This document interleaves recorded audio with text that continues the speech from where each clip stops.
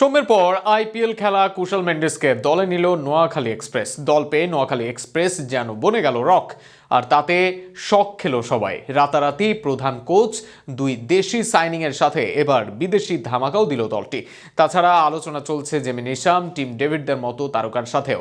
আরও শুনুন প্রতিবেদনায়। দল পেয়ে সাইনিংয়ে বাজিমাত করছে নোয়াখালী এক্সপ্রেস। একদিন আগেই নিশ্চিত হয়েছে তারা খেলবে বিপিএল, আর এরপরই বিপিএল এর শিরোনাম হয়ে উঠেছে দলটি। আর তাতে আরও হাওয়া দিচ্ছে তাদের সাইনিংগুলো। ওপেনিংয়ে ঝড় তোলার জন্য এক দেশির সাথে এক আইপিএল খেলা বিদেশিকেও দলে নিয়েছে দলটি। শ্রীলঙ্কার ওপেনার কুশাল মেন্ডিসকে দলে নিয়েছে তারা।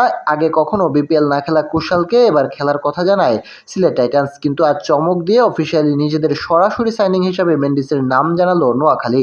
তার আগে দুই দেশি তারকাকে দলে ভেড়ায় তারা।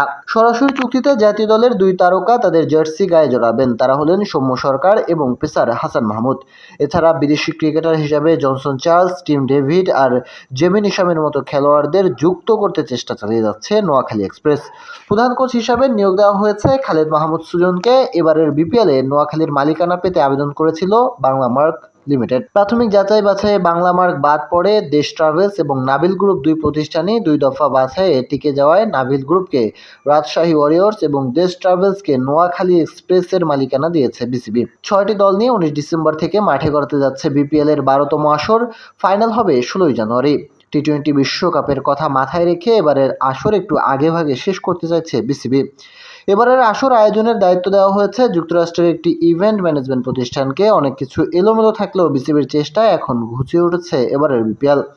30 তারিখ হবে নিলাম, আর তাতে 6 ক্যাটাগরিতে দেশি খেলোয়াড়দের নামও ঘোষণা করেছে বাংলাদেশ ক্রিকেট বোর্ড। সর্বোচ্চ 50 লাখ আর সর্বনিম্ন 11 লাখ টাকা ভিত্তিমূল্য এবার নিলামে উঠবে দেশি খেলোয়াড়রা। দেশি খেলোয়াড়দের জন্য 4.5 কোটি টাকা খরচ করতে পারবে এক একটি দল, আর নিলাম থেকে কম করে 4,27 কোটি টাকা খরচ করতে হবে বিদেশি খেলোয়াড় কিনতে। এছাড়া 250 বিদেশি ক্রিকেটার থাকবে এবারের নিলামে।